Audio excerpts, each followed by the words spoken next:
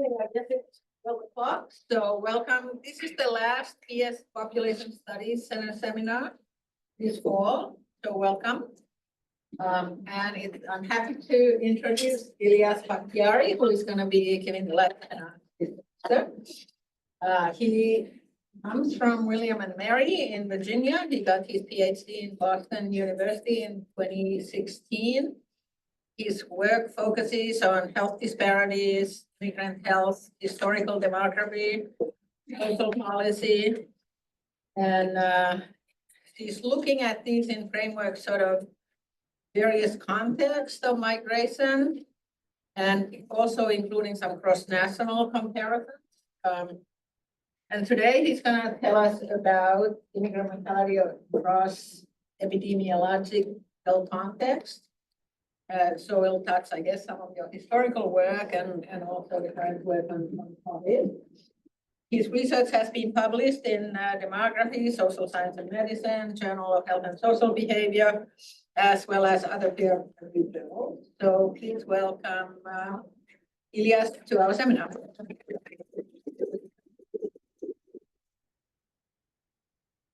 Thank you. Thank you very much for the introduction and for the invitation to be here today. I've already had a lot of great conversations and look forward to engaging more, both as part of the talk and the rest of my time here today. As what I'm presenting today is very much a kind of work in progress, and as the title kind of implies, the empirical piece of this is focused on immigrant mortality during the first year of the COVID-19 pandemic. And looking at how it's distributed by education and place. But my kind of setup and conceptual focus is a little bit broader than that. And I would say my theoretical goal is in part to use COVID mortality as a case for contextualizing and thinking about some of the broader explanations we have and the patterns we see when looking at this phenomenon, sometimes called the immigrant mortality paradox, in non-COVID contexts as well. So this is, I think, probably something that doesn't need a very long introduction in this audience because of its coverage within demographic research. But I do want to just kind of break out the components of this phenomenon that we sometimes see in different pieces of population health and demographic research. So the first, and this, depending on your preferred name, sometimes referred to as epidemiological paradox or health immigrant effect or mortality advantage. But I think it's really a combination of three distinct, but obviously related findings. The first is that we often see a mortality advantage in which immigrants often have lower rates of mortality than their non-immigrant counterparts. We'll talk about various explanations for this later, but it's an empirical pattern that we see across a number of different destination contexts, a wide range of origin country groups, even with internal migrants within a country. So this is sometimes kind of referred to as mortality advantage. The second piece is that this mortality advantage is often present despite other social determinants and risk factors that might suggest higher mortality, given what we know about those social determinants, right? And I think this is really the crux of why it's sometimes called a paradox, right? Many immigrant populations are marginalized within their destination context, but also relatively disproportionately low socioeconomic status, right? And so in other sort of research and context, right, we often talk about socioeconomic status as having this fundamental causal relationship with mortality. But there seems to be a bit of a disconnect when we look at immigrant mortality and these comparisons with non-immigrants in destination. And then the third piece of it is that this advantage seems to change over time. Second generation doesn't exhibit this advantage in many cases. In some situations and studies, right, we see change with duration of residence among first generation, right? And so this kind of duration effect or dimension. So I don't want to overstate, I guess, the generalizability of this, right? There's a lot of heterogeneity and reasons for migration, the various migration flows to and from different countries, right? A lot of sources of variation in this, but I think it's been a consistent enough pattern that it's kind of become an expectation of what we might see when we look at patterns of immigrant mortality. And so it's interesting that I think what we're starting to see as we get more data and research about what happened during the pandemic, particularly the first year of the pandemic, is that it doesn't fit that expectation. In the United States, I think the first looks at this were looking at using subnational mortality, where in some sort of sources of data for cities or states, we started to see evidence that immigrants had higher mortality. Now that sort of national level data is available, evidence that immigrants across racial and ethnic groups had higher mortality from COVID than their non-immigrant counterparts. And there's also evidence across other destination contexts, particularly with these destination countries of Europe, and Sweden, France, Finland, Belgium, Spain. A number of studies that have shown a kind of similar pattern of immigrants having been disproportionately impacted by COVID during the first year, having higher mortality relative to their non-immigrant counterparts. In many cases, these sort of contexts have this documented mortality advantage prior to the pandemic or other causes of death. And I need to maybe do a more sort of recent sweep through the literature, but I've yet to see a study that finds an immigrant advantage for COVID-19 mortality during the pandemic. So, a lot of this research speculates as to why, and a lot of the explanations I think kind of make sense in thinking about the distribution of risk from COVID-19 as it played out during the pandemic. This is a little snapshot of an article that did a systematic review of kind of risk factors for immigrant populations, and lists things like increased risk of exposure due to precarious occupations, due to crowded living conditions, barriers to healthcare services, language or cultural barriers that might shape access to health information. Right, and so all these things kind of sort of make sense as risk factors and as possible explanations for the disproportionate risk immigrant populations might have faced. But I think what's interesting is a lot of these are kind of linked to things like socioeconomic status and relative social position within these countries, right? And those broader social conditions are also, through different mechanisms and risk factors, linked to higher mortality for heart disease and cancer, right? And a variety of other non-infectious causes of death that make up the bulk of mortality prior to the pandemic or aside from the pandemic. And so the question I'm really interested in is to sort of to what extent is COVID mortality and this COVID mortality immigrant disadvantage reflecting a change in risk levels, or is there something different about infectious disease, and particularly a context of high risk of infectious disease, such as an epidemic or a pandemic, that might change some of the more general dynamics of the immigrant mortality paradox and how we sort of come to explain why we see this advantage and this disconnect with socioeconomic status, right, and some of these other factors. And so, COVID, in contemporary context is relatively unique, right? We don't have a lot of comparison pandemics to point to. And so I kind of maybe want to diverge a little bit at this point and think instead of kind of a historical context, right, as a parallel for thinking through some of the dynamics and the patterns of immigrant mortality in a context of high risk for infectious disease. So,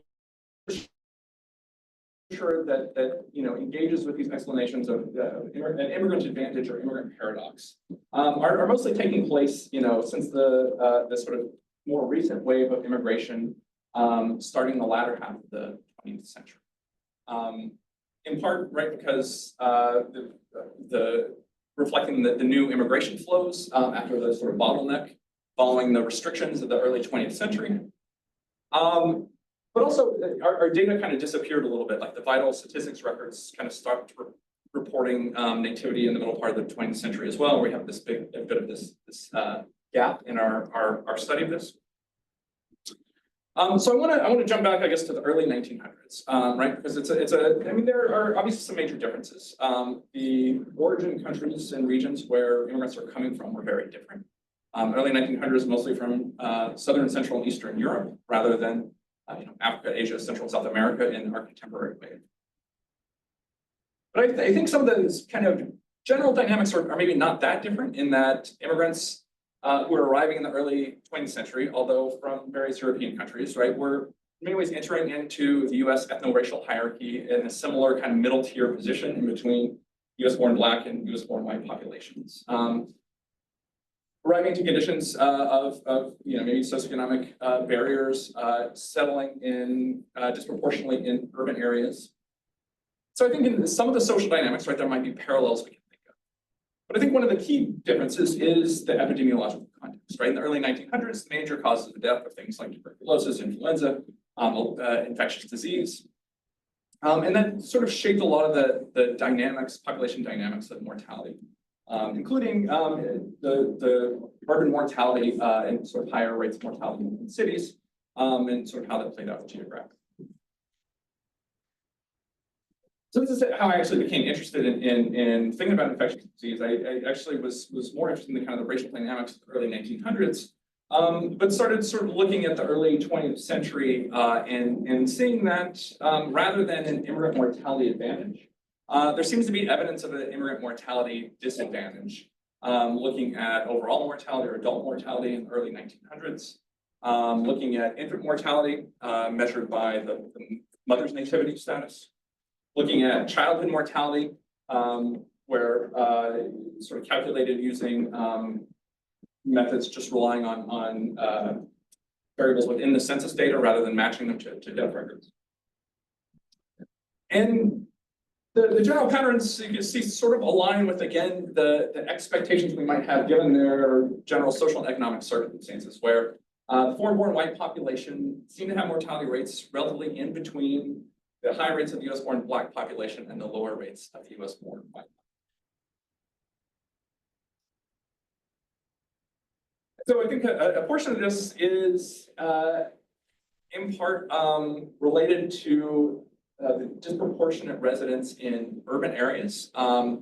This is, kind of a common characteristic of immigration. Again, the early 1900s, immigration today, right? Immigrants reside in urban areas at greater rates than non-immigrant populations often. And so in the early 1900s, again, the high risk of infectious disease contributed to the urban mortality penalty that shaped overall mortality.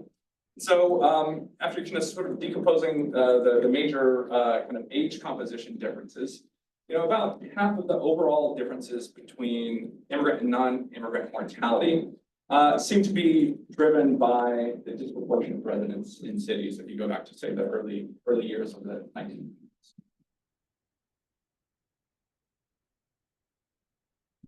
But there also seems to be a kind of remaining immigrant mortality disadvantage within cities as well. This is coming from a paper by Philip Ager and colleagues, looking just at urban mortality, right? And so they find that this immigrant mortality advantage within cities, not just sort of between urban and non-urban areas. But I think this also sort of makes sense given what we know about the time. And there's this kind of classic book by Jacob Rees, How the Other Half Lives, that kind of documents, right, immigrants living in these like tenement homes, crowded living conditions, kind of often unsanitary living situations, and particularly in sort of East Coast cities, that would be very conducive to the spread of infectious disease, even sort of within cities. You also sort of see the spike in 1918, right, suggesting that COVID wasn't the first pandemic where we may have seen a disproportionate impact on foreign-born populations.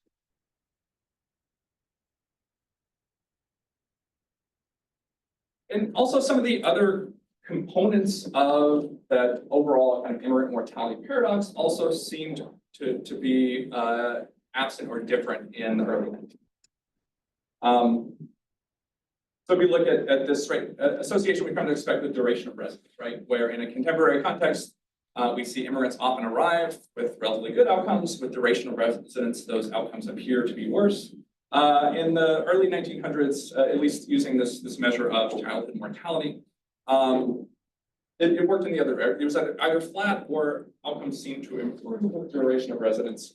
And over generations, there was this sort of picture of improving outcomes or upward mobility that's different from what we see with the paradox. And I don't have a slide for it, but the relationship between socioeconomic status and outcomes also seems to be tighter and more conventional than what we've sort of come to expect in this immigrant paradox literature today.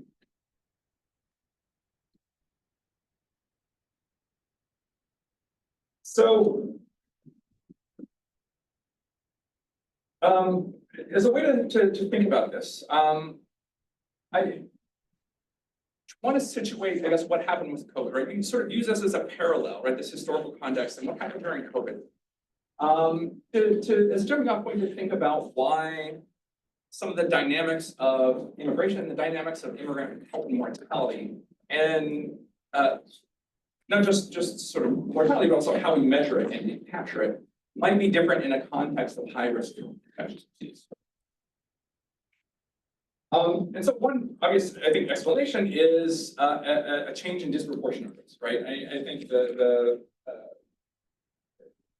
standard way, right, to explain what and understand what happened during COVID, right, is immigrants experience disproportionate risk for COVID-19 infection and mortality. And I think, right, some of that could be related to factors that are common to migration and that have different relationships with risk in a context of high risk infectious disease, right? Particularly residing in urban areas, living in denser multi-generational households or in communities with a lot of co-ethnics and having strong community and social ties that can sort of transform from maybe a possible explanation for a better mortality to a vector for transmission in a context of infectious disease risk. Obviously, there are some kind of unique social and policy responses, the way social distancing played out, and who was more likely to be in a frontline occupation, right? That also, might shape this overall dynamic of why immigrants might experience disproportionate risk for COVID-19 that translates to mortality. But I'm going to add a piece to this because while maybe to different degrees, I still think there are a variety of reasons to think that immigrants experience disproportionate risk for a lot of other causes of mortality that doesn't show up when we sort of try to measure this. And so I think another sort of unique factor about infectious disease in an epidemic context is the difference in what I call the etiological lag between different causes of death. And so by etiological lag, I'm kind of referring to the disease etiology, right? The causal sequence through which sort of risk translates to exposure, which translates to disease development and translates to mortality in a disease-specific causal sequence. So here I'm thinking both about, I guess, the socially determined exposure to risk and the biological progression of disease after risk exposure, right? And how some of we have different conditions with very different timelines for how they play out causally. A lot of the major causes of death, non-infectious causes of death, have very long etiological lags, right? Something like heart disease. The various social and non-social risk factors that increase risk for heart disease, right, might require many years of repeated exposure for the actual development of the disease.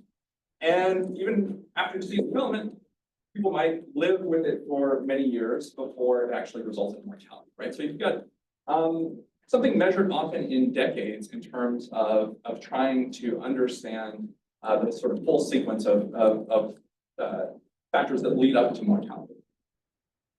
But COVID and a lot of other infectious diseases have a much shorter etiological lag. Rather than measuring things in decades, we're often measuring them in terms of weeks, right? The transition from disproportionate exposure to risk for COVID to the development of the disease to resulting mortality, right, is a much shorter time. And I think this is crucial for capturing and measuring that disproportionate risk. And so it's not just a story of disproportionate risk, but disproportionate risk in interaction with this shorter etiological lag that makes it more observable, given some of the other population dynamics that we often see related to this mortality paradox.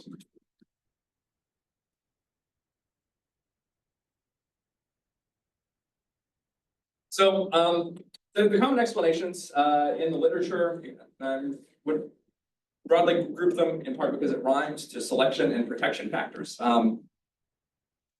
So we often see a lot of explanations put for the initial mortality advantage related to either the positive selection of new immigrants or negative return selection, sometimes referred to as like sort of salmon effect or salmon bias.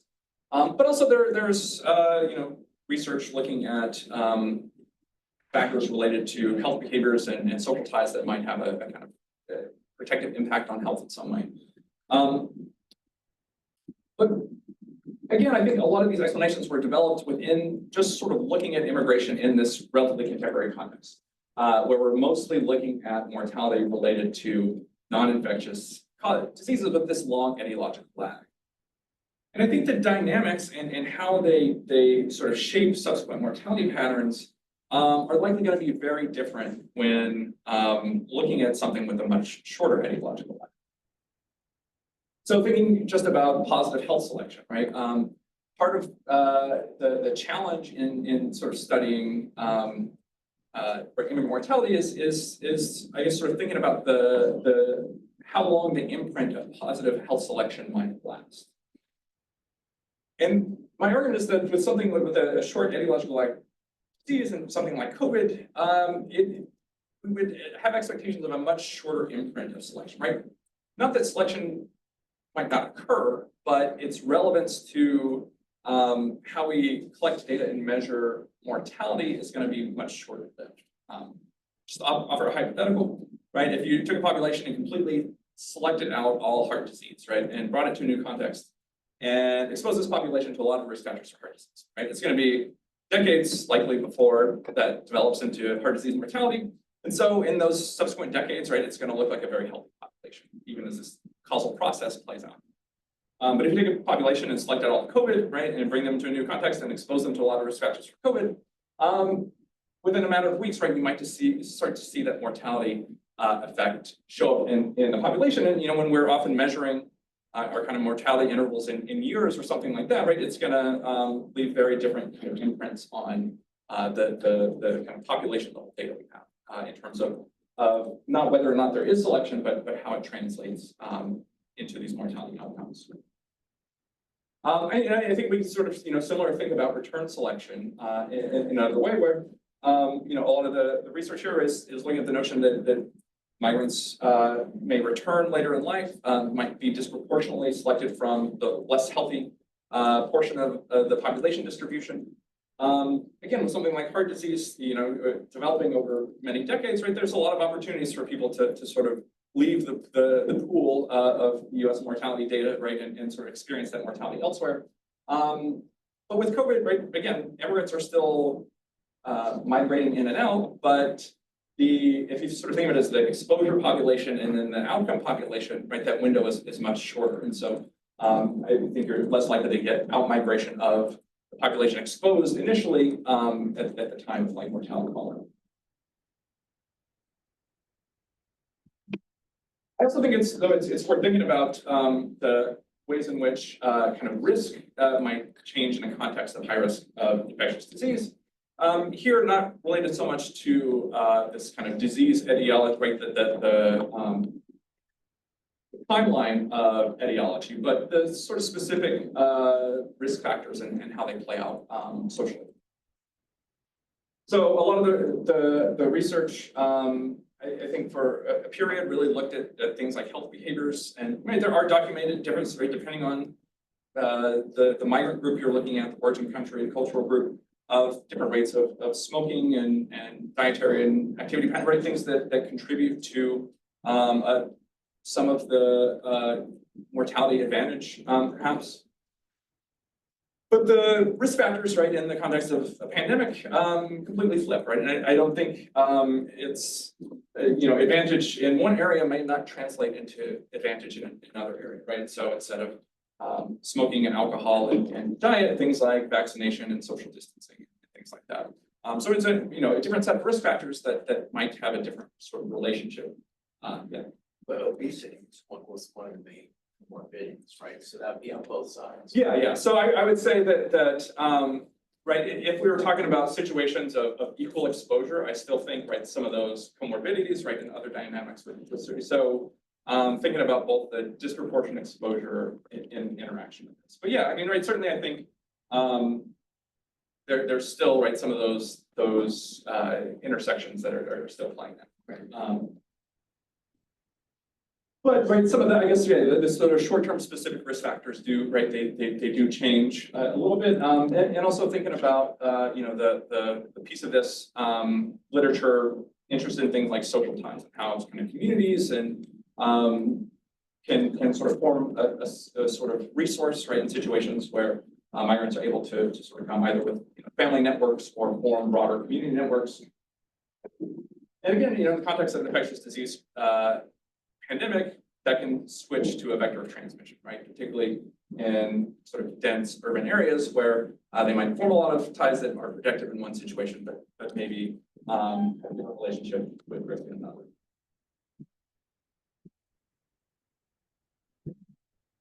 And so my argument or what I want to think about is how these two perhaps interact to shape some of the differences we might see in epidemic versus non-epidemic context or between infectious and non-infectious conditions, right? And so one piece of it is that observed mortality patterns do likely reflect disproportionate risk, some of which might be unique to a context of epidemic disease transmission. And so the way I'm trying to get at that in this paper is by looking at residents in large metropolitan areas, right? And thinking about how that sort of vector of risk sort of changed during particularly the first year of the COVID pandemic. But then I also want to consider that in conjunction with this etiological lag and how it might shape the significance or the imprint of selection and other population dynamics and how quickly we can measure, right? I mean, my general theory or expectation here is that shorter lag essentially creates a clearer link between risk and outcomes because it sort of reduces the amount of time that sort of selection and other factors can sort of shape all these, you know, the data collection dynamics and population dynamics. So my general hypothesis here is that that's going to play out when looking at something like the socioeconomic gradient in the study using education as a kind of proxy for SES, where in non-pandemic context, right, we see this kind of disconnect between socioeconomic status and mortality for immigrants. I think with a shorter etiological lag, that's gonna kind of be a little bit different.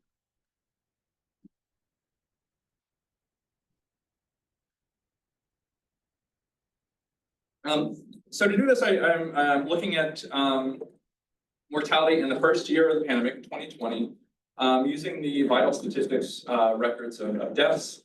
I sort of group the data into 10-year age intervals from 25 to 85, you know, include race, ethnicity. And the kind of two key variables here are one, educational attainment. And I dichotomize this into less than college versus a college degree. There have been, you know, sort of some documented potential reliability issues with capturing the educational status in some of these death records, and so I kind of dichotomize it to try to minimize, you know, some of that impact.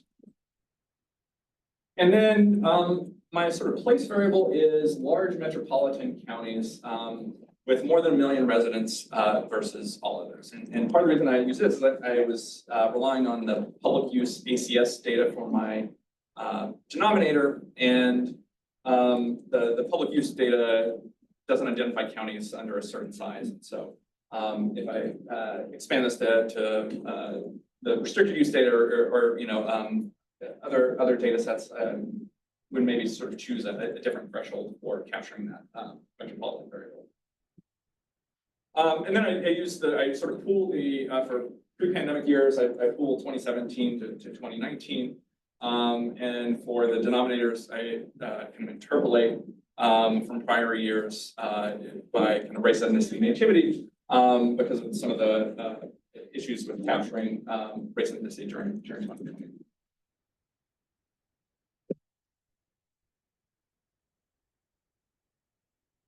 And then my comparison is mortality by cause of death, looking at non-infectious causes prior to the pandemic, so pool 2017 to 2019, and then COVID as identified in the death records in 2020.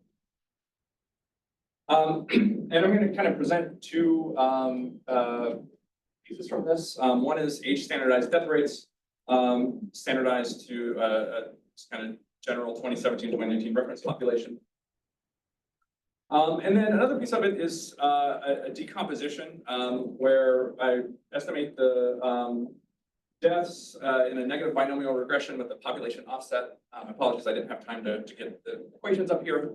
But essentially the regression of the population offset and all the key predictor variables here.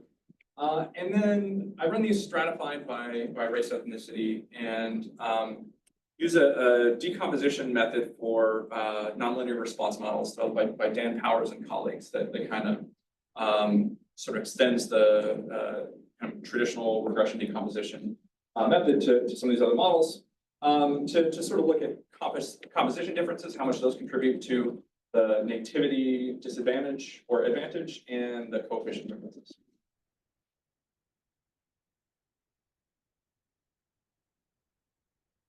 So first, I just want to start, I guess, with the age standardized death rates for by education for non-infectious causes prior to the pandemic. This is, I guess, a pattern that is familiar based on all this immigrant paradox literature.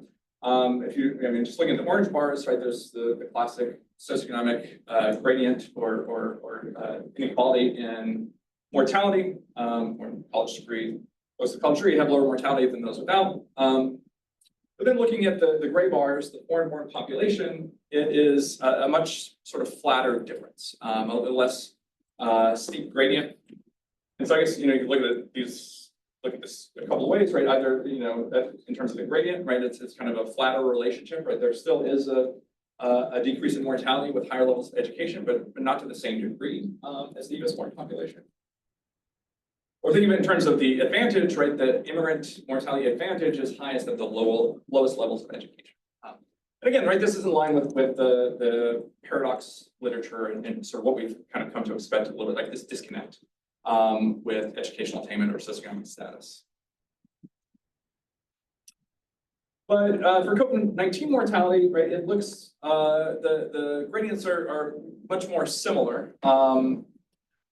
And well, I guess two things. Right, one is there is higher foreign-born mortality at both levels of education, right? So it's not just sort of at one end, right? The immigrants with a college degree had higher mortality than immigrants without a college degree, but also the relative steepness of the gradient, right? It looks much more like a conventional relationship between education and mortality, where it's more similar to what we're seeing with the US born population, right? And so this it seems more tightly connected given our prior expectations of how education should matter.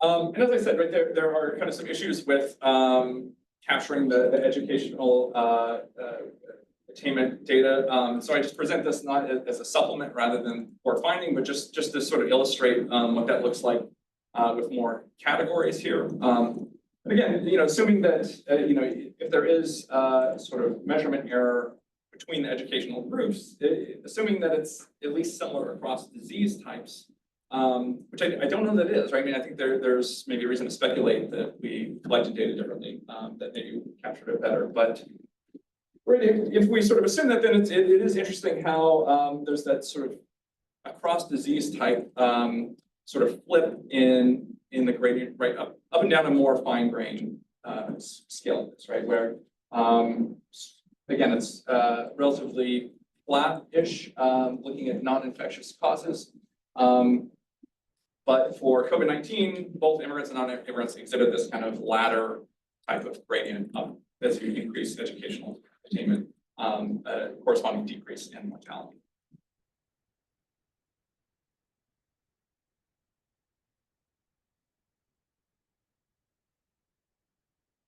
So This also sort of shows up when I kind of model this in a regression, where the so here is my reference of the top is former population and the U.S. born comparison, right? And so if you just sort of look at the non-infectious, the blue dot of non-infectious causes, right? There's higher U.S. born mortality, right? This immigrant advantage finding, right? It sort of flips with the orange dot for COVID-19.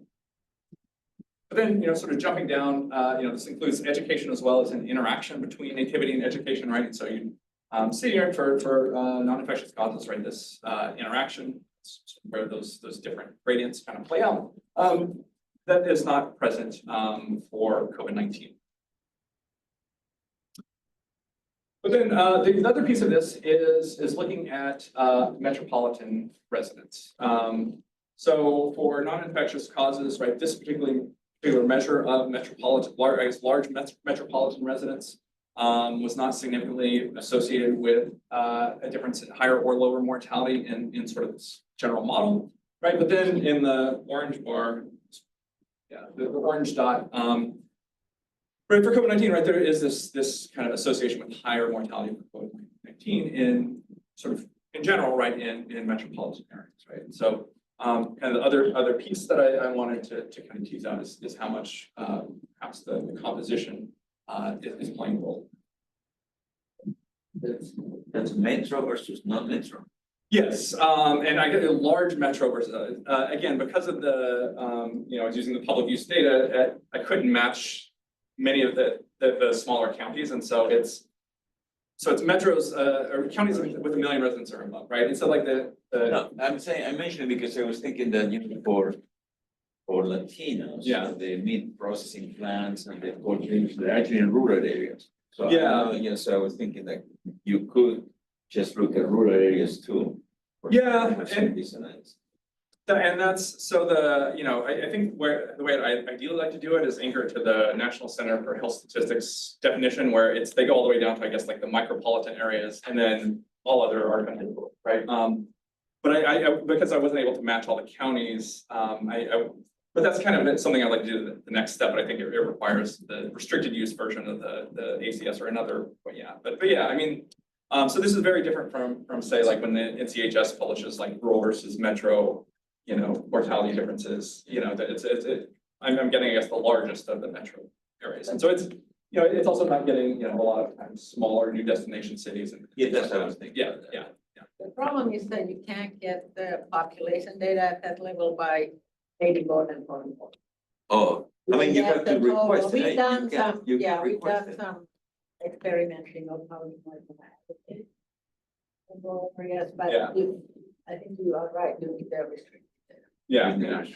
But yeah, if anyone else has other, this is why I'm glad to be here, is because folks think about these types of problems a lot, and so if folks have other thoughts. But yeah, I mean, my sense was either the restricted use data. I mean, I was trying to find other sorts of county source. And I could find, I think you will find the same. I think your story is clear. You will find the same because they were. I'm thinking the meat processing plants. They were deemed like essential work, right? So like people had to be working on, so they didn't have to go back. Right. Deliver chicken to your house. Yeah. Do you have timestamps on it? Do you have the month? I believe, I mean, I'm just pulling the years here, but I don't know if you have enough sample, but it might be interesting to look at what happens because the various shutdowns, like immigrants left industries because they sit at home, watch Amazon or you're working at in certain service sectors. Yeah. So you might see an effect that differs towards the end southern. I think maybe you still have more to go with this. I mean, So maybe we'll leave the rest of the questions to the end. Sure. I mean, I'm happy to, but We have 20 minutes, so. But I guess to sort of take this to the next day is I didn't find as strong of a metropolitan composition effect as I perhaps expected. And so this is right the plot of, I guess, those decomposition results. The panel on the left is the kind of characteristic or composition effects and their contribution to the difference. On the right is the kind of coefficient effects, their contribution to the difference, stratified by racial ethnic group. And so you can see here, again, the way to read this is sort of moving to the left on x-axis is indicating an immigrant advantage, and sort of to the right would be a contribution to a immigrant disadvantage. And so here you can kind of see the effect of those different education coefficients prior to the pandemic and how that changed, sort of disaggregated by race ethnicity. You know, there is some, you know, some notable variation in the among the non-Hispanic white population. There wasn't a large pre-pandemic coefficient difference,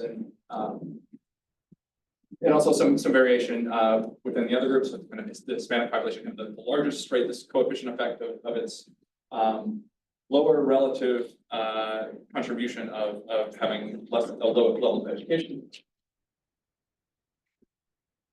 But then for the second piece, right, I was really interested in these characteristic or composition effects by metropolitan status.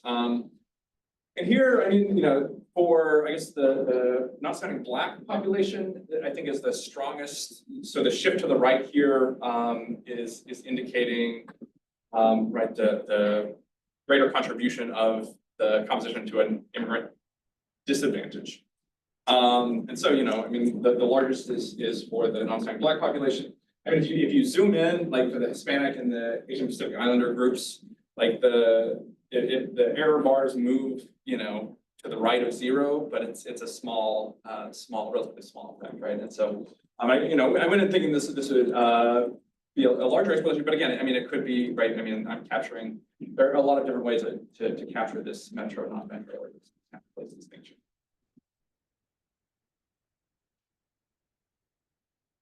So I mean, just to kind of wrap up, I mean, again, what I'm interested in, I guess, theoretically and conceptually here is beyond what I'm kind of capable of showing empirically. But I do think that there's less evidence of the pieces of the paradox of COVID-19, right? Not just the flip from an advantage to a disadvantage, but this second piece of it, this disconnect with socioeconomic status that we sometimes see.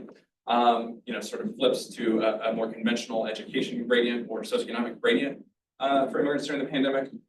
You know, I wasn't able to capture that third piece of it, the duration, but my hypothesis would be you would also see a sort of a limited effect of duration of residence on the patterns of COVID-19 mortality, again, because of how the etiological lag and the sort of risk reconfigures the patterns of mortality. And again, you know, kind of drawing on these combined explanations, right? I think there's a lot of different ways to try to capture this.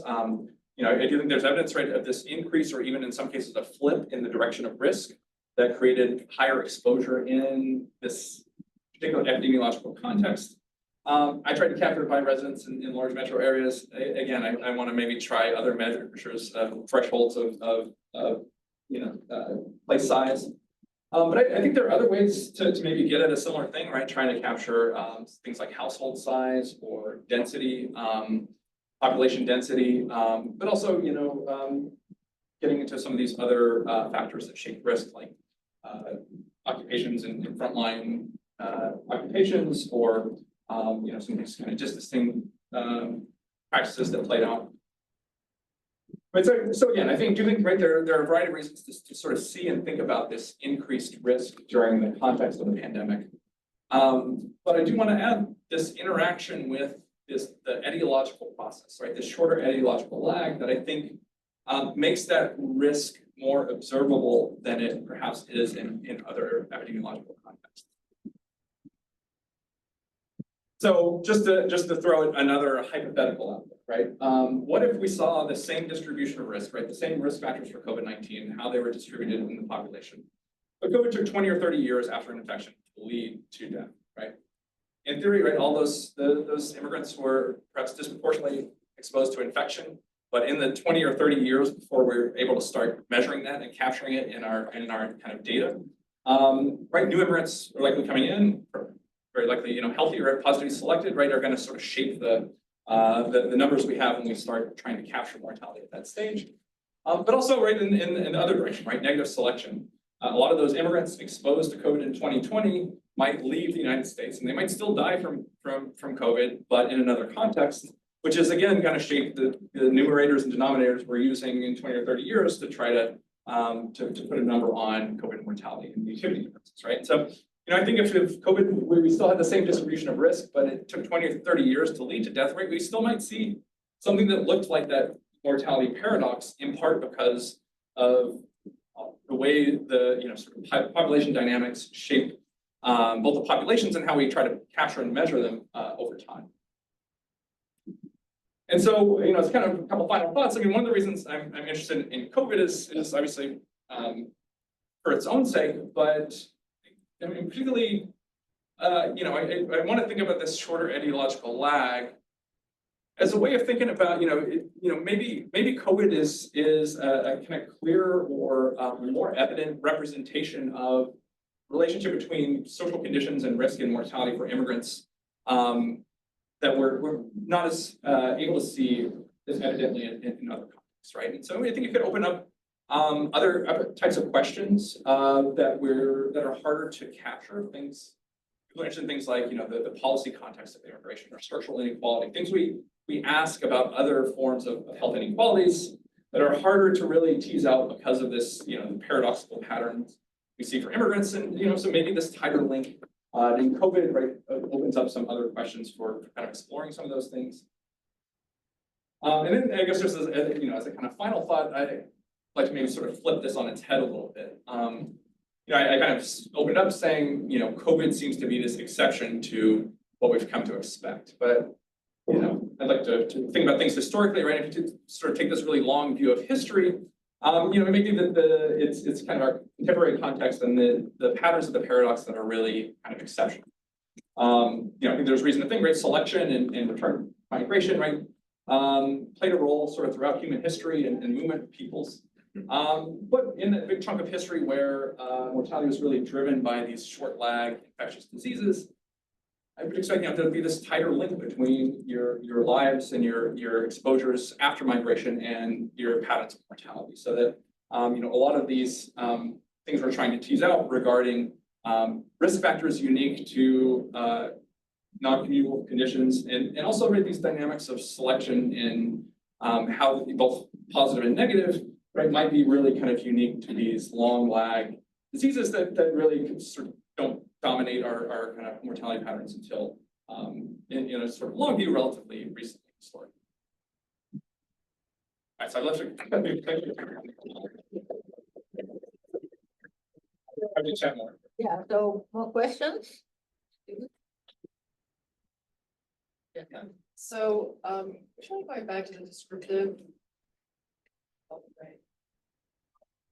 One of the things that to me is very striking about this is the gender differences. And, it seems that the reversal in the immigrant advantage to immigrant disadvantage is a lot stronger for men than for women. Have you any thoughts about that? Yeah, so I've got a slide that's kind of hidden here because I wasn't sure if I'd have time to get it. I think it's still here. Yeah, so here I'm looking at those the ratio of the rates by both race and gender here, and yeah, so okay. So right, the red dot is COVID-19. This is from a prior analysis. Also, I had like other infectious diseases, and then other causes is the non-infectious, right? And so, yeah, I mean, I think particularly for the education. So I think Hispanic men, sort of down here in the kind of bottom row, you sort of see a big shift in that education gradient, more so I think than Hispanic women. And also, let me try to think where the other one, maybe that was the one that stands out. But yeah, I mean, I think generally there was this sort of gender differences, but also these gender differences intersecting with race and ethnicity. And I think, I think other research has shown, like, particularly the Hispanic population has kind of was impacted in this early stage. But yeah, I think the gender differences also, likely tie into different racial risk, right? The different way that they differently experience this change in risk in a number of ways. But yeah. So I guess the question is, how unique is this to COVID-19? So, if you look at other major infectious epidemic, HIV would be one in 1982 and there's a bunch of others. Did you see, or kind of, have there been studies of the same reversal, or can we look at it? Or is this very much a kind of COVID-19 thing? Yeah, that's a good question. I haven't looked at other, part of the reason I was kind of drawing this historical data was thinking about other kind of epidemic contexts. I did, so I will say, I've got this buried in the kind of appendix here. I did sort of set out to test, in kind of the paper, this sets up, 3 comparisons, which is COVID, and thinking about the historical piece, and then non-epidemic infectious disease, right? And so this mostly looking at flu and influenza, but in part because there are some suggestions in the literature that that sort of disaggregating by cause of death, infectious disease has different patterns than even in non-epidemic contexts. But what I found, at least in the U.S. in the pre-pandemic period, again, a small number of deaths for non-COVID infectious disease, right? Its patterns were more similar to non-infectious causes. But yeah, I've been sort of trying to think about other cases for trying to tease this out, and like I think other epidemics or pandemics, other contexts, right? Parts of the world that still have a higher burden of infectious disease, right? And thinking about migration within those contexts, I think would be other ways I'd want to try to sort of develop more contemporary comparison. Yeah.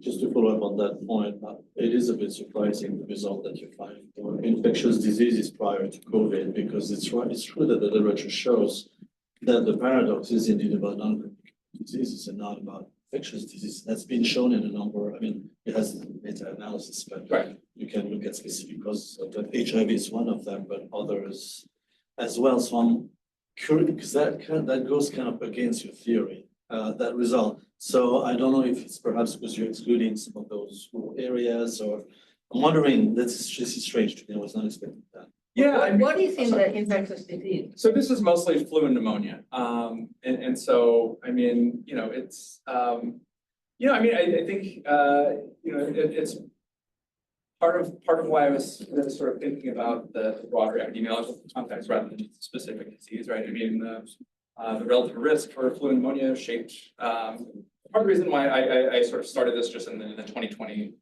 era and not like the subsequent years, right? Because, vaccines and other things might shape the broader risk environment. Again, like I went in expecting this pattern to play out, but I still think, I guess to the point earlier, right? If the risk exposure is relatively equal, I still think maybe like these other selection factors in terms of comorbidities and broader health profiles might still play a role. So, that's why I was sort of thinking COVID in the context of both disproportionately high risk and this intersection with infectious disease. But yeah, I would love other thoughts or other thoughts on how to sort of tease this out as well.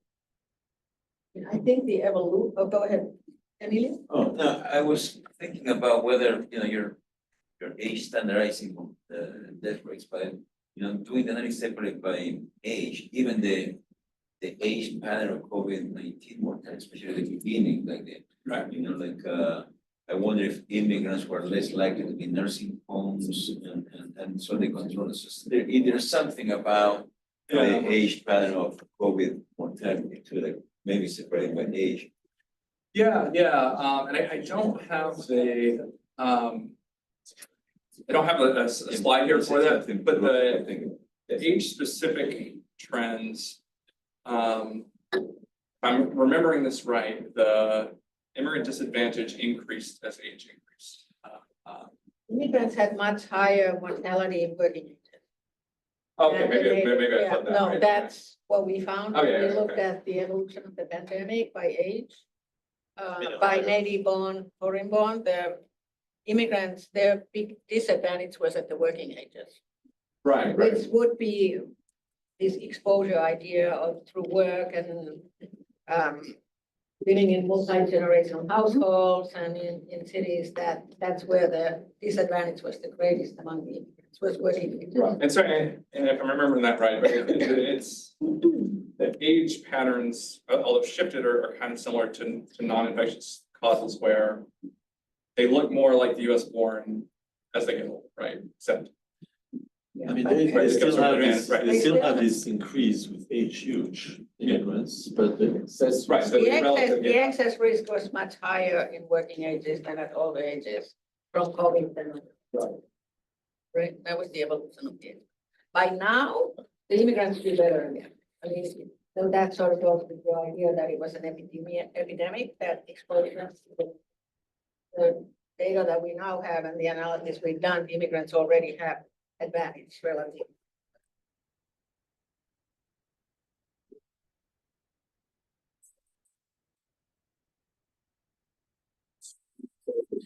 Yeah, how it's supposed to interpret, blacks and, this man, non-infectious coefficient, so this is, so less than college. It's less to explain the difference. so, no, as it moves to the left, as it moves negative, that indicates I guess, a contribution to the immigrant advantage, right? A shift toward an immigrant advantage versus moving to the right, which would be a shift toward an immigrant disadvantage. So, right, so these education coefficients are the lower relative coefficients for low education contribute to that overall immigrant advantage. Got it, all right. So the really interesting thing though is the delta, right, between the groups, between the COVID and the non-COVID. Bias, right?